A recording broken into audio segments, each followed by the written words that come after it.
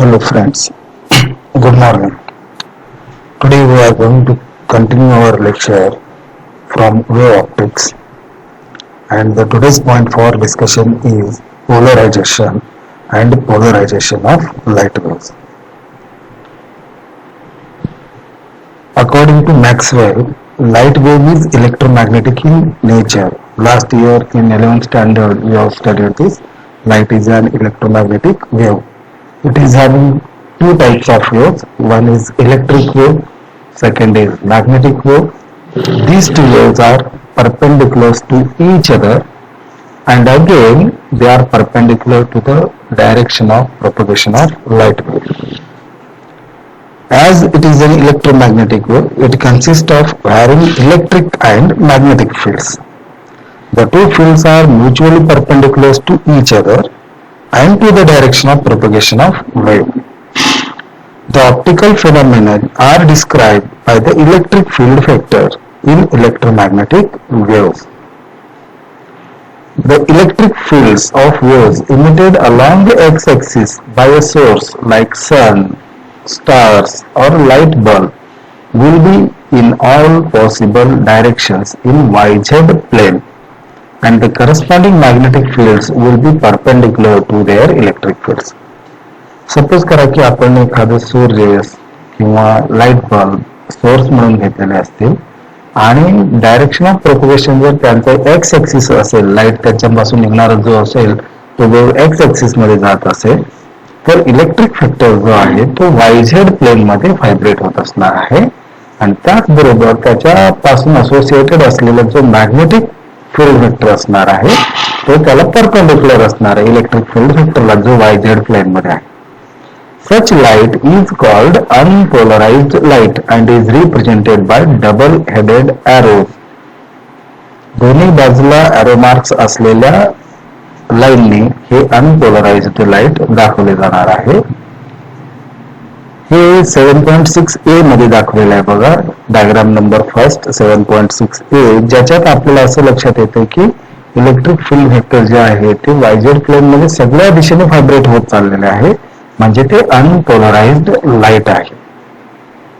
ह्याचं डेफिनेशन जर बघायचं म्हणलं तर डेफिनेशन कसं असेल, तर light in which vibrations of electric vectors are in all possible direction which are perpendicular to the direction of propagation of light is called unpolarized light. Me repeat करतो अजून एकदा, लक्ष द्या. The light in which the vibrations of electric vectors are in all possible directions which are perpendicular to the direction of propagation of light is called as unpolarized light. म्हणजेच electric factors जे आहेत ते सर्व दिशेने vibrate असणार आहे, आणि हे ते सर्व दिशेने व्हायब्रेट असताना डायरेक्शन ऑफ प्रोपगेशनला ते परपेंडिक्युलर असणार आहे. कशा प्रकारच्या रेला किंवा वेव्हला काय म्हणायचं आहे, तर अनपोलराइज्ड लाईट म्हणायचं. ह्या अनपोलराइज्ड लाईट पासून आपल्याला पोलराइज्ड लाईट मिळवायचं आहे, म्हणजे जे लाईट वेव्ह सगळ्या दिशेने व्हायब्रेट होत चाललेले आहेत त्याला आपल्याला रिस्ट्रिक्ट करायचं, एका पर्टिक्युलर दिशेनेच त्याला व्हायब्रेट करायला लावायचं आहे. त्या फेनॉमिननला म्हणायचं आहे polarisation of light. It is the phenomenon due to which the vibrations of light are restricted in a particular plane is called polarisation of light. हे एक फेनॉमिनन आहे ज्याच्यामुळे आपल्याला जे व्हायब्रेशन्स आहेत लाईट वेव्हचे, इलेक्ट्रिक व्हेक्टरचे, त्यांना रिस्ट्रिक्ट करायचे, एका पर्टिक्युलर प्लेन मध्येच ते व्हायब्रेट होत असतील, एका दिशेत ते व्हायब्रेट होत असतील, त्याला म्हणायचं polarisation of light. Interference and diffraction illustrate the wave nature of light. आपण पुढे बघणार आहोत इंटरफेरन्स आणि डिफ्रॅक्शन ह्यांच्यापासून आपल्याला लाईटचं वेव्ह नेचर स्टडी करता येईल. पण ट्रान्सव्हर्स नेचर ऑफ लाईट जे आहे ते फक्त आणि फक्त ह्या पोलरायझेशन वरूनच आपल्याला स्टडी करता येईल. इथपर्यंत काय अडचण, polarisation and polarisation of light. पुढे जाऊया. On the other hand, if somehow light is constrained so that its electric field is restricted along one particular direction, then it is called plane polarized light. This is shown in figure number 2, that is 7.6b, for a light beam traveling perpendicular to the plane of paper. जर एका विशिष्ट plain मध्ये जर electric vectors vibrate होत असतील तर त्याला म्हणायचं आहे प्लेन पोलराइज्ड लाईट. आणि डायग्राम नंबर 2 मध्ये ते दाखवलेलं आहे. इलेक्ट्रिक वेक्टर्स आहेत एका विशिष्ट प्लेन मध्येच व्हायब्रेट होत चाललेले आहेत आणि ते perpendicular to the plane of the paper असणार आहे. डायरेक्शन ऑफ प्रोपगेशन कसं असेल तर परपेंडिक्युलर, डॉटेड पॉइंट जो आहे तो डायरेक्शन आहे, मग त्याला परपेंडिक्युलर दोन्ही बाजूला ई दाखवलेलं आहे. ह्या प्लेन पोलराइज्ड लाईट वेव्हचं डेफिनेशन जर बघायचं असेल तर असं आपल्याला डिफाईन करता येईल. when all the vibrations of light wave are in single plane which contains the direction of propagation of wave is called plane polarized wave or linearly polarized wave. अजून एकदा रिपीट करतो, लक्ष द्या व्यवस्थित. प्लेन पोलराइज्ड लाईट किंवा wave when all the vibrations of light wave are in single plane, एका single plain मध्ये असले पाहिजे, which contains the direction of propagation of wave is called plane polarized wave or simply we call it as linearly polarized wave. असे plain polarised wave जर मिळवायचे असतील तर ते आपल्याला पोलरायझर पासून मिळणार आहे. म्हणून पुढे आपल्याला बघता येईल की पोलरायझर. There are certain types of material which allow only those light waves which have their electric field along a particular direction to pass through and block all other waves which have electric field in other directions. These materials are called polarizers. लक्षात येतं का बघा, जे सगळ्या दिशेने electric field vector vibrate होतं त्याला restrict करायचं आहे, एका पर्टिक्युलर डायरेक्शननेच ते व्हायब्रेट व्हायला पाहिजे. असं करणारं जे मटेरियल आहे त्या मटेरियलला पोलरायझर्स असे आपण म्हणणार आहोत. डेफिनेशन बघूयात हे कसं डिफाईन करता येईल. A device which converts unpolarized light into polarized light is called a polarizer. असं एक डिव्हाइस की जो अनपोलराइज्ड लाईट पासून आपल्याला पोलराइज्ड लाईट देणार आहे त्या डिव्हाइसला म्हणायचं आहे पोलरायझर. किंवा दुसरं सुद्धा आपल्याला असं डिफाईन करता येईल, when unpolarized light is incident on it, the emergent light is polarized. When unpolarized light is incident on it, the emergent light is polarized. म्हणजे अनपोलराइज्ड लाईट जेव्हा त्या मटेरियलवर इन्सिडेंट करूया तेव्हा त्याच्यापासून आपल्याला पोलराइज्ड लाईट मिळणार आहे. त्या मटेरियलला काय म्हणायचं आहे तर पोलराइज म्हणायचं. Is it clear? दोन्ही डेफिनेशन, प्लेन पोलराइज्ड लाईट आणि पोलरायझर्स, हे डेफिनेशन डिफाईन म्हणून परीक्षेत त्यांच्यावर क्वेश्चन विचारले जाण्याची शक्यता आहे. पुढे 3 इम्पॉर्टंट डेफिनेशन्स आहेत, polarising axis, plane of vibration आणि प्लेन ऑफ पोलरायझेशन. बघूयात हे कसे डिफाईन करता येईल. पहिल्यांदा polarising axis of polariser. A polaroid is a kind of synthetic plastic sheet which is used as polarizer. पोलरायझर म्हणजे काय असणार आहे तर एक सिंथेटिक प्लास्टिक सीट असणार आहे जे आपण पोलरायझर म्हणून यूज करणार आहे. The particular direction along which the electric field of the emergent wave is oriented is called the polarizing axis of polarizer. ज्या दिशेने इलेक्ट्रिक फील्ड व्हायब्रेट होणार आहे त्या पर्टिक्युलर डायरेक्शनला काय म्हणायचं आहे तर पोलरायझिंग ऍक्सिस ऑफ पोलरायझर असे म्हणायचं आहे. This is shown in figure 7.7a. खाली फिगर मध्ये दाखवलेलं आहे बघा. पोलरायझिंग ऍक्सिस ह्या दिशेनेच फक्त लाईट व्हायब्रेट होऊन बाहेर पडणार आहे. हा पोलरायझर म्हणून आपण यूज केलेले पोलराइड. मग ह्या दिशेने म्हणजे व्हर्टिकल डायरेक्शन जे लाईट वेव्ह प्रोपगेट होणार आहे अनपोलराइज्ड लाईट पासून ते याच्यातून पास होऊन इथे आपल्याला मिळणार आहे. हा पोलराइज्ड लाईट असेल आपल्याला इथे जो मिळणार आहे. कळलं? पोलरायझिंग ऍक्सिस म्हणजे the particular direction along which the electric field of emergent wave is oriented is called the polarising axis of polariser. पुढचं डेफिनेशन असेल plane of vibration. When unpolarized light passes through a polarizer, जेव्हा unpolarised light polariser मधून pass होईल the emergent light is the plane polarised. Emergent light जो असणार आहे तो एका पर्टिक्युलर प्लेन मध्ये व्हायब्रेट होत राहणार आहे. The plane ABCD here see your figure ABCD ह्या प्लेन मध्ये the plane ABCD containing the electric field vector of plane polarized light is called as the plane of vibration. Plane of vibration म्हणजे असा एक plain की ज्याच्यामध्ये vibrations होणार आहेत. मग ह्या ABCD मध्ये हे व्हायब्रेट होत राहणार आहे, म्हणून ह्या प्लेनला ABCD ला काय म्हणायचं आहे, प्लेन ऑफ व्हायब्रेशन म्हणायचं आहे.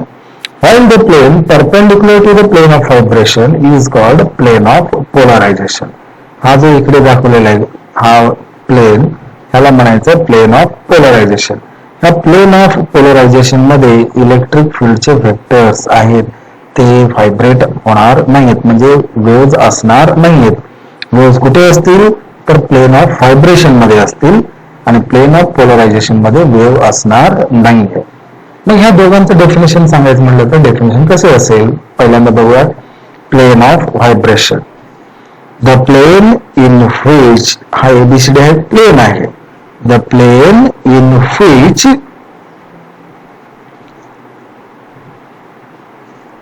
contains vibrations of polarized light is called plane of vibration. The plane in which vibrations of electric field vector present is called as plane of vibration. In this figure, ABCD is the plane of vibration. Next definition, plane of polarization. म्हणजे हा plane of polarization.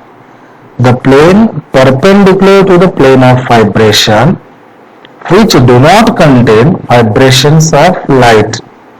ह्याच्यामध्ये vibrations असणार नाहीत is called plane of polarization. Is it clear? हे दोन definition खूप महत्वाचे आहेत.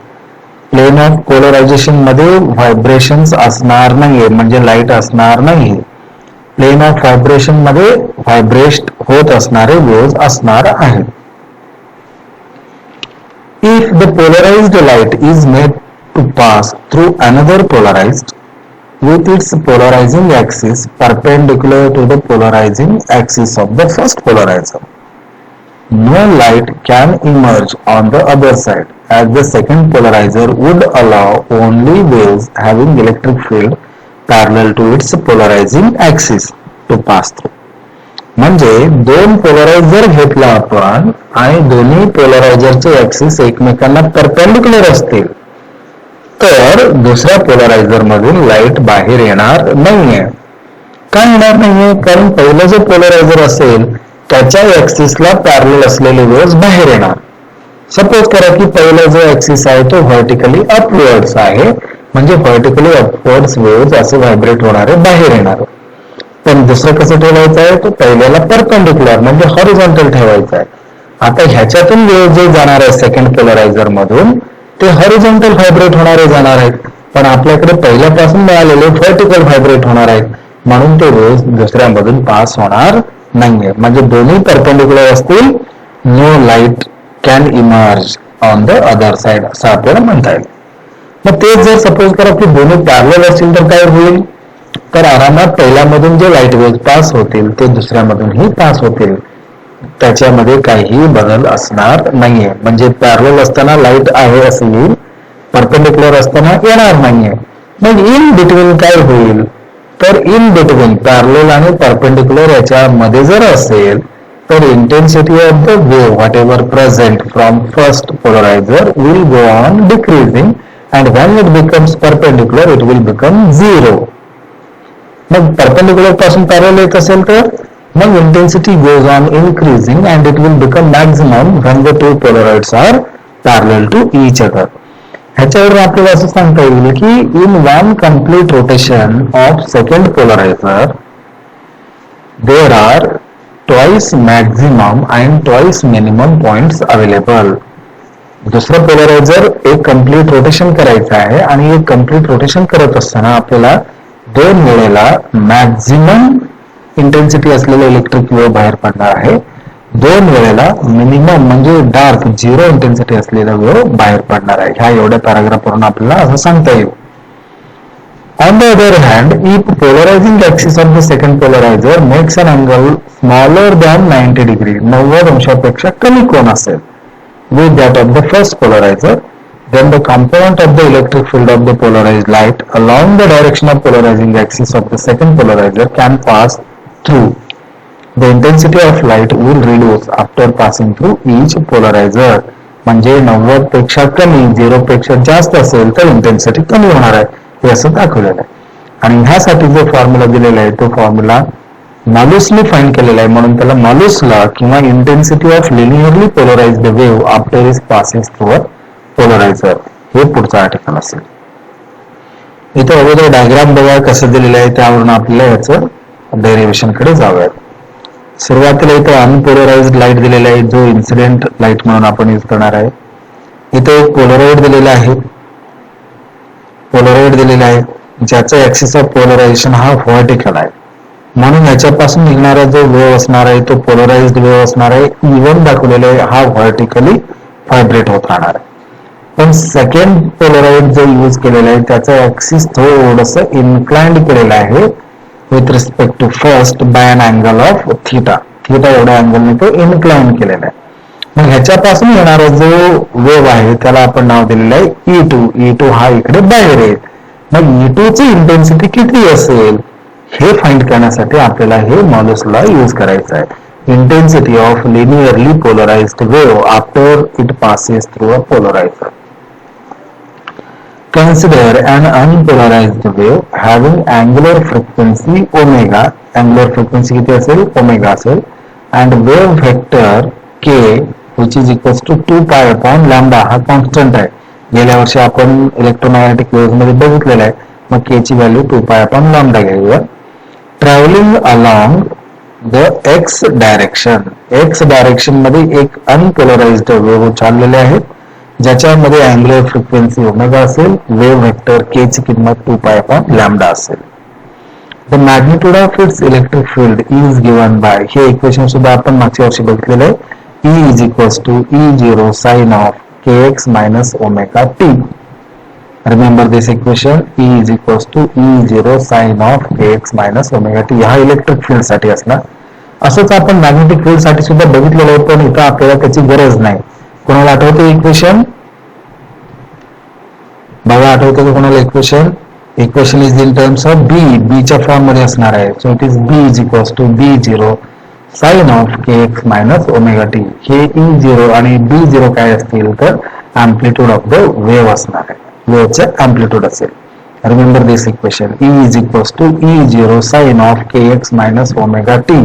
ओमेगा म्हणजे अँग्युलर फ्रिक्वेन्सी, k ची किंमत 2 पाय बाय लॅम्डा. मग हे E0 काय असेल तर अँप्लिट्यूड ऑफ द वेव्ह असेल. The intensity of the wave will be proportional to mod of E0 square. म्हणजे मॅग्निट्यूड त्याचं फक्त कन्सिडर करायचं आहे. The intensity of the wave will be proportional to E0 square.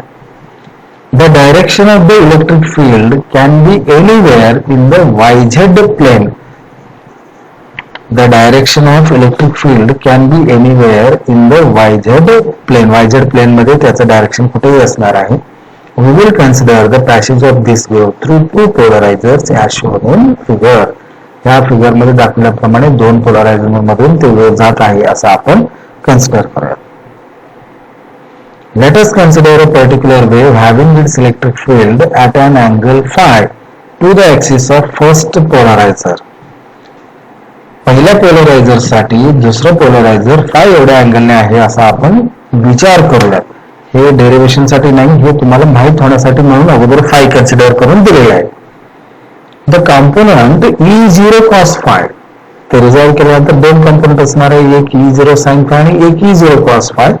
मग E0 cos phi will pass through the first polariser while the normal component E0 sin phi will be obstructed. दोन vector resolve केल्यानंतर perpendiculars मध्ये vertical आणि horizontal त्याच्यातले E0 cos five जो आहे तो फक्त पहिल्या पोलरायझर मधून बाहेर येईल. E0 sin फाय जो आहे तो ब्लॉक होईल. म्हणजे बाहेर येताना E0 cos फाय तेवढंच असणार आहे. The intensity of this particular wave after passing through the polariser will be proportional to square of its amplitude. पहिल्या ह्याच्यातून बाहेर आल्यानंतर त्याची इंटेन्सिटी किती असेल तर तो अँप्लिट्यूड स्क्वेअरला प्रोपोर्शनल असणार आहे. आता अँप्लिट्यूड किती असणार आहे तर E0 cos phi असणार आहे कारण तो पहिल्यामधून बाहेर आलेला आहे. म्हणून E0 cos phi square is that amplitude. For unpolarized incident wave, phi can have all values from 0 to 180 degree. phi ची व्हॅल्यू 0 पासून 180 पर्यंत कोणतेही व्हॅल्यूज असणार आहेत. Thus, to get intensity of plane polarized wave emerging from the first polarizer, we have to take average of E0 cos phi square over all the values of phi between 0 and 180 degree. बघा आपल्याला जर perfect याचा answer पाहिजे असेल तर आपल्याला average काढावं लागेल 0 आणि 180 डिग्री मधलं आणि ते ॲव्हरेज काढल्यानंतर for average of E0 cos phi square we will have to take only phi angle साठीचं ॲव्हरेज घेऊयात. It is equals to cos square phi होईल. हा काय ना मॉड्युलस साइन मधून बाहेर आल्यानंतर cos phi square म्हणजे cos square phi होईल. 0 आणि 180 मधलं ॲव्हरेज जर घेतला तर cos square phi ची व्हॅल्यू येईल 1/2. म्हणून hence intensity of the wave will be proportional to half modulus of E0 square. हा हाफ कुठून आलो तर average of cos square phi ची व्हॅल्यू आहे तो half E0 square. The intensity of an unpolarized wave reduces by half after passing through polarizer. E0 सुरुवातीला होतं आपण इक्वेशन कन्सिडर करत असताना त्याचं निम्न झालेलं आहे. म्हणून the intensity of an unpolarized wave reduces by half after passing through a polarizer. Equation काय मिळालं लक्षात आलं 1/2 E0 square असे इक्वेशन मिळेल आपल्याला. Now let us consider the linearly polarized wave emerging from the first polarizer. पहिल्यापासून मिळणारा हा wave. Let us assume that the polarized wave has its electric field E1 along the y direction as shown in figure. हा y direction आहे असा आपण जर विचार केला. We can write the electric field as E1. हा E1 पहिल्या polariser मधून बाहेर आलेला आहे म्हणून E1 इलेक्ट्रिक वेक्टर. जे कशासाठी तर it is unit vector along y direction म्हणून जे E10 याचा अर्थ पोलरायझर फर्स्ट मधून बाहेर आल्यानंतरचा amplitude E10 sin kx minus omega t. Equation अगदी तसंच आहे E is equals to E0 sin of kx minus omega t. पण इथं 1 वगैरे वेक्टर यूज करून सांगायचं म्हणून E1 is equals to जे म्हणजे y डायरेक्शनचं vector.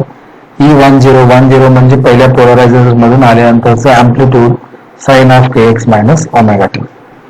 The intensity of polarising wave is given by. ह्याचं इंटेन्सिटी जर पाहिजे असेल तर इंटेन्सिटी कसं दिलं जाईल तर intensity of first wave that is E1 चं intensity I1 is directly proportional to mod of E10 square. ह्याचं मॉड्युलस घेतलं की आपल्याला मिळेल म्हणजे अँप्लिट्यूड स्क्वेअर केलं की आपल्याला इंटेन्सिटी मिळेल. Now if this wave passes through second polarizer, हा E1 आता सेकंड पोलरायझर मधून पास झाला की तो E2 म्हणून मिळणार आहे आपल्याला. whose polarization axis makes an angle theta, जो थीटा एवढा अँगल पहिल्या पोलराइडला करणार आहे with y direction. Only the component E10 cos theta will pass through. ह्याच्यापासून काय पास होणार आहे ह्याचे कंपोनंट रिझॉल्व केल्यानंतर तर E10 cos theta हा पास होईल. Thus, the amplitude of the wave which passes through is now E10 cos theta and its intensity I2 will be I2 directly proportional to E20 square. मग हा E20 म्हणजे काय असेल तर E20 is nothing but E10 cos theta. म्हणून I2 is directly proportional to E10 square cos square theta. पण ह्यालाच आपण म्हणलेलं आहे की I1 म्हणजे I2 is equals to I1 cos square theta. लक्षात ठेवा सेकंड पोलरायझर मधून निघणारा जो वेव्ह असेल त्याचं इंटेन्सिटी हा पहिल्या इंटेन्सिटीच्या cos square theta पटीने असणार आहे टाइम्स असणार आहे. This is known as Malus law which gives the intensity of a linearly polarized wave after it passes through a polarizer. बघा इथपर्यंत काही अडचण आहे का intensity is directly proportional to amplitude square. हे महत्वाचं पॉईंट आहे हे लक्षात ठेवायचं आहे. त्यानंतर जे वेव्ह आहे त्याला रिझॉल्व करायचे दोन कंपोनंट मध्ये कॉस आणि साइन. फक्त कॉस्ट कॉम्पोनंट बाहेर येईल असं आपल्याला डिसाईड करायचं, कारण त्या परपेंडिक्युलर असलेला वेव्ह बाहेर येणार नाही. म्हणून I2 = I1 cos² θ असं आपल्याला इक्वेशन मिळेल. हे जास्तीत जास्त करून वेगवेगळ्या सीईटी एक्झाम मध्ये ह्या इक्वेशनचे यूज करून तुम्हाला इंटेन्सिटीवर क्वेश्चन विचारलं जाईल. नीट लक्षात ठेवा, हे I2 directly proportional to E1 0² cos² θ किंवा I2 = I1 cos² θ. Here note that theta is the angle between the axis of polarization of the two polarizer. theta जो आहे तो दोन पोलरायझरच्या ऍक्सिस मधला अँगल आहे. If theta is 0, that is polarization axis of the two polarizers are parallel, the intensity does not change while passing through the second polarizer. If theta is 90 degree, cos² θ is 0 and no light emerges from the second polarizer. Theta is equals to 0 and 90 are known as parallel and cross setting of the two polarizers. सुरुवातीला सांगितल्याप्रमाणे parallel असेल तर light व्यवस्थित pass होईल, perpendicular असेल तर light येणार नाही अजिबात बाहेर, आणि इन बिटवीन असेल तर त्या मॉलिस लॉने I2 = I1 cos² θ ने थीटाचे वेगवेगळे व्हॅल्यूज टाकायचे, तुम्हाला बाहेर येणाऱ्या लाईटचं इंटेन्सिटी मिळत जाईल.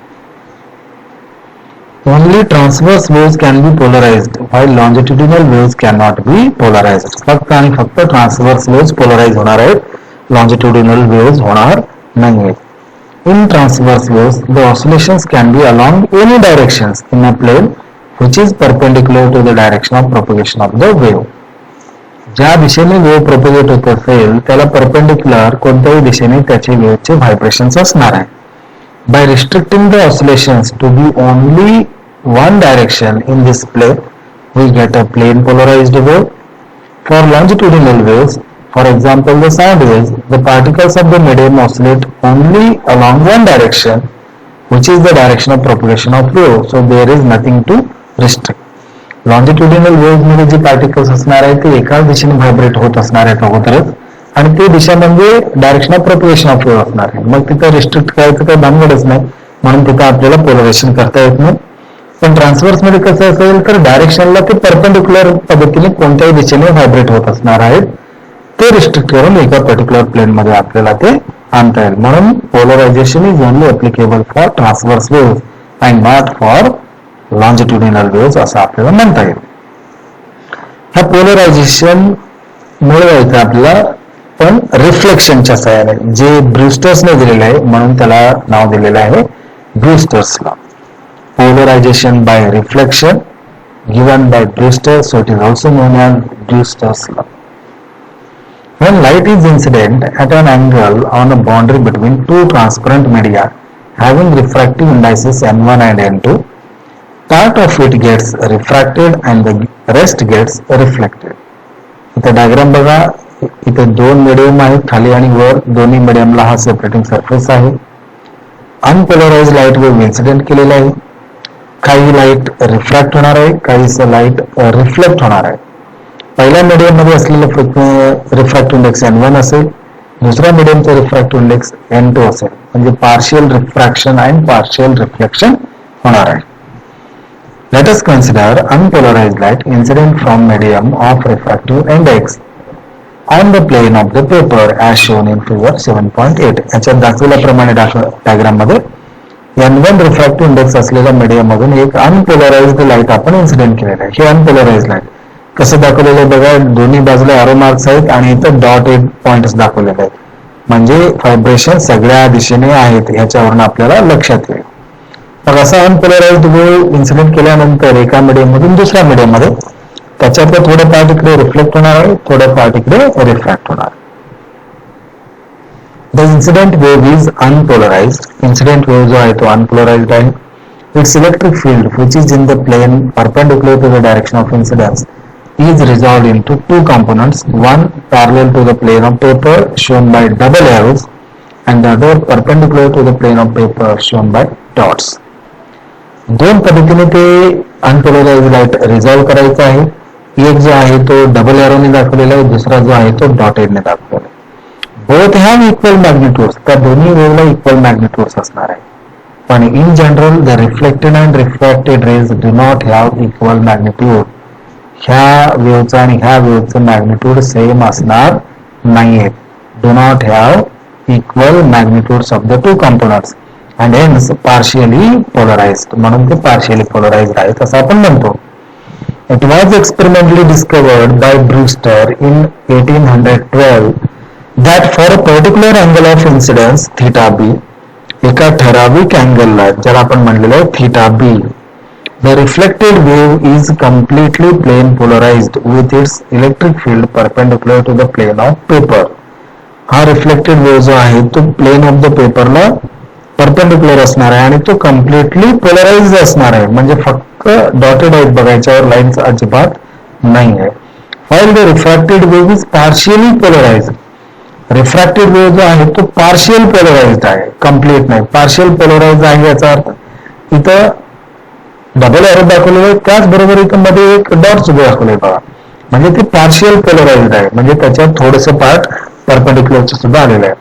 This particular angle of incidence is called as Brewster angle, also called as polarizing angle.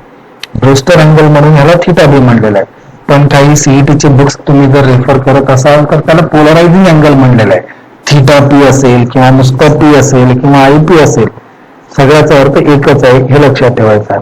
It is known as what? Brewster angle, और it is also known as polarising angle, represented by theta B, I P, theta P और simply P. ह्या angle साठी काय होणार आहे तर reflect होणारा wave complete polarise असणार आहे, perpendicular to the plane of the paper. Refract होणारा पार्शियल पोलराइज असणार आहे. For this angle of incidence the refracted and reflected rays are perpendicular to each other. ह्या पर्टिक्युलर अँगलला थीटा बीच्या वेळेला हे रिफ्लेक्ट होणारा वेव्ह, हा रिफ्रॅक्ट होणारा वेव्ह, ह्या दोघांमधला अँगल किती असणार आहे तर 90 डिग्री असणार. हे दोन्ही 90 डिग्री असतील. मग याच्यावरून आपल्याला ते ब्रूस्टर्स अँगल जे आहे, ज्याला आपण पोलरायझिंग अँगल म्हणणार आहे, ते आपल्याला डिफाईन करता येईल. ब्रूस्टर्स अँगल और simply polarising angle is defined as, तो अशा पद्धतीने डिफाईन करता येईल. At a particular value of angle of incidence, एका विशिष्ट प्रकारच्या अँगल ऑफ इन्सिडन्सला the reflected ray or wave become completely polarized. This angle of incidence is called polarizing angle for that medium. Reflect होणारा complete polarized असेल, पण refract होणारा partial polarized असेल हे लक्षात ठेवायचं आहे. त्या अँगलला काय म्हणायचं आहे? पोलरायझिंग अँगल म्हणायचं आहे. काही अडचण पोलरायझिंग अँगल साठी? At a particular angle of incidence, the reflected wave becomes completely polarized and refracted wave becomes partial polarized. The angle of incidence is called polarizing angle for that medium. आता Brewster's law करूयात आपण. From figure diagram वरून आपल्याला असं लक्षात येईल, this theta b, whatever present in the figure, angle of incidence plus angle of refraction gives us 90 degree. ह्याला reason काय सांगता येईल कोणाला जॉमेट्री वरून? theta b plus theta r must be equals to 90 degree because this reflected wave or refracted waves are perpendicular, म्हणजे हा 90 degree चा. And we know that for a line the total angle will be equals to 180 degree. हा इकडचं कोण 180 degree असला पाहिजे. त्यात हा जर 90 असेल तर शिल्लक राहिलेला हा थीटा आर आणि हा इथला वरचा अँगल, ह्या दोघांचं मिळून 90 असलं पाहिजे. पण हा रिफ्लेक्ट होतोय म्हणजे अँगल ऑफ इन्सिडन्स जेवढं असेल तेवढंच इकडे असणार, म्हणजे हा थीटा बी असणार. म्हणून थीटा बी आणि थीटा आर हे दोन्हींची बेरीज 90 डिग्री असेल. Is that clear? डायग्राम वरून आपल्याला सांगता येईल theta b plus theta r must be equals to 90 degree. कसं असेल? ह्या दोन्ही वेव्ज मध्ये, रेज मध्ये जो अँगल आहे तो 90 डिग्रीचा आहे, म्हणजे राहिलेला अँगल 90 असलं पाहिजे. मग इकडे थीटा आर आहे, मग इकडे काही नाहीये, पण रिफ्लेक्ट होतो म्हणजे ते सेम असेल, I is equals to r असं आपण बघितलेलं आहे, म्हणजे इथे थीटा बी असेल. मग हा थीटा बी, हा थीटा आर दोघांची बेरीज 90.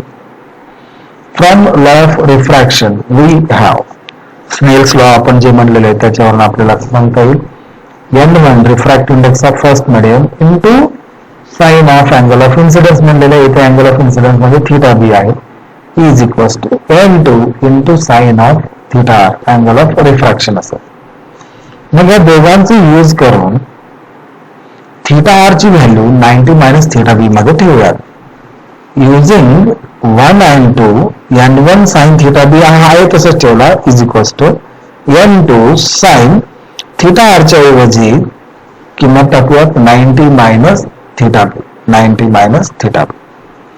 But we know that sine 90 minus theta is equals to cos theta म्हणजे याची व्हॅल्यू कॉस थिटा बी होईल. हा जर cos theta by theta B असेल तर तो इकडे आणूयात sine theta B upon cos theta B होईल म्हणजे तो टॅन थिटा बी. हा टॅन थिटा बी झाल्यानंतर हा N1 इकडून इकडे आणूयात N2 अपॉन N1 मिळेल. Therefore N2 upon N1 is equals to tan theta b or simply theta b is equals to tan inverse of N2 upon N1. This is known as Brewster's law. ह्या लॉला म्हणायचं आहे Brewster's law. ह्याच्यावरून आपण ह्याचं law state करता येईल. मग कसं स्टेट करायचं आहे तर when light is incident at polarizing angle म्हणजे Brewster's angle at the interface of a refracting medium, the refractive index of the medium म्हणजे N2 upon N1, the refractive index of the medium is equals to the tangent of polarizing angle. Polarizing angle म्हणजे Brewster's angle. So N2 upon N1 refractive index of second medium with respect to first is nothing but tangent of Brewster's angle, that is polarizing angle. Repeat करतो अजून एकदा. हे textbook मध्ये दिलेलं नाहीये तुम्हाला ते आठवायचं आहे ह्याच्यावरून फॉर्म्युलावरून. when light is incident at polarizing angle or simply Brewster's angle at the interface of a refracting medium, the refractive index of the medium is equals to the tangent of polarizing angle. Polarizing angles म्हणजेच Brewster's angle. So N2 upon N1 is equals to tan theta b. हे आपल्याला असे law state करता येईल.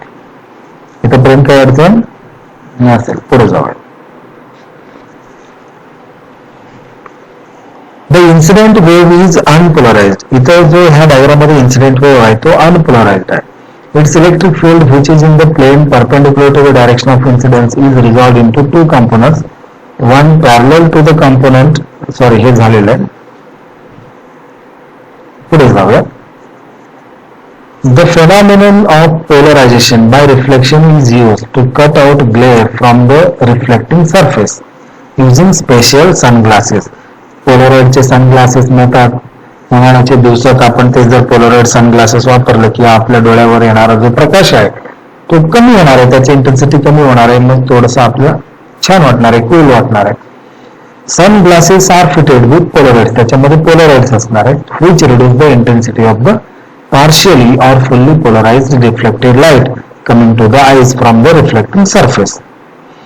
असेच आपण कुठे बघितलेले असतील अजून तर विंडो पेंट्स असतील, खिडकीच्या काचा, त्याच्यामध्ये आपण पोलरॉइड सीट्स एक विशिष्ट प्रकारचं पेंटिंग केलेलं असते बघा, ज्याच्या सहाय्याने आपल्याला आतमध्ये येणारा प्रकाश पोलराइज होऊन येणार आहे. किंवा एरोप्लेनचे विंडो पेन्स, विमानाचे काचा जे खिडकीच्या काचा असतील त्याच्यामध्ये सुद्धा पोलरॉइड सीट्स बसवलेले असतील. As seen above, the intensity of sunlight or light coming from the artificial sources, which is completely unpolarized, is also reduced to half by polarized. जे unpolarized light आपल्याकडे येत असणार आहे ते रिड्यूस करून त्याला आपल्याला हाफ करता येईल पोलराइडच्या सहाय्याने. This phenomenon of polarization by reflection works only for non-metallic surfaces.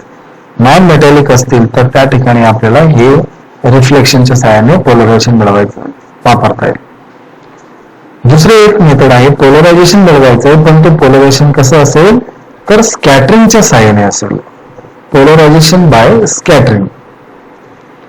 गेल्या वर्षी आपण बघितलेलं आहे की स्कॅटरिंग ऑफ लाईट, ज्याच्यामध्ये रिलेज लॉ ऑफ स्कॅटरिंग दिलेलं होतं. Intensity of the scattered wave is inversely proportional to fourth power of the wavelength of the light, I inversely proportional to lambda raise to 4. म्हणजे ज्याचं wavelength खूप खूप कमी आहे मग त्याचं इंटेन्सिटी आपल्याला कसं मिळणार आहे, जास्त मिळणार आहे.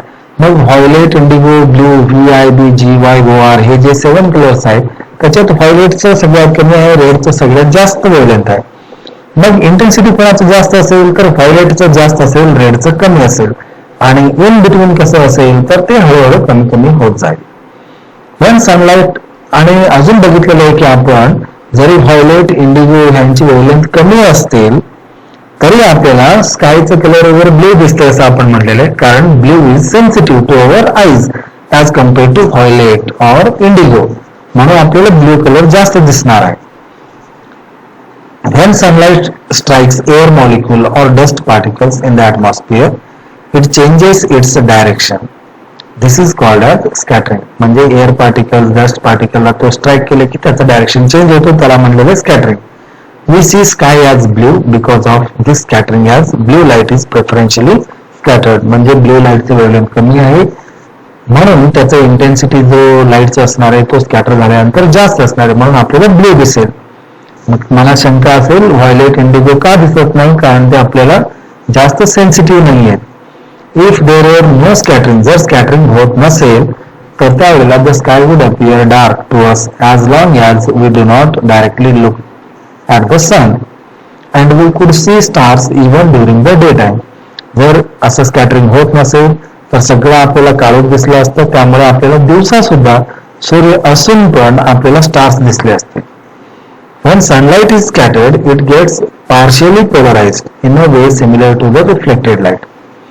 सूर्यप्रकाश जेव्हा स्कॅटर होईल ह्या एअर मॉलिक्यूलने, डस्ट पार्टिकलने, तर तो स्कॅटर झाल्यानंतर पार्शियली पोलराइज होतो. ज्या पद्धतीने रिफ्लेक्शनच्या साईन आपल्याला पोलरायझेशन मिळणार आहे, अगदी त्याच पद्धतीने स्कॅटरिंगच्या साईन आपल्याला पोलरायझेशन मिळणार आहे. डायग्राम दाखवल्याप्रमाणे 7.8 हे रिफ्लेक्शनच्या साईने आहे, अगदी तसंच आपल्याला काय मिळणार आहे, स्कॅटरिंगच्या साईने रिफ्लेक्टेड म्हणजे स्कॅटर लाईट मिळणार आहे जे पोलराइज्ड असेल. The degree of polarisation depend on the angle of scattering. Scattering किती होणार आहे त्याच्यावरून ठरणार आहे की पोलरायझेशन किती झाले. That is the angle between the direction of light incident on the molecules or dust particle and the direction of the scattered light. If the angle is 90 degree, then the scattered light is plane polarized. जर perfect perpendicular येऊन scatter झालेला असेल तर तो plane polarized असेल. Thus the scattered light reaching us from different direction in the sky is polarized to different degrees.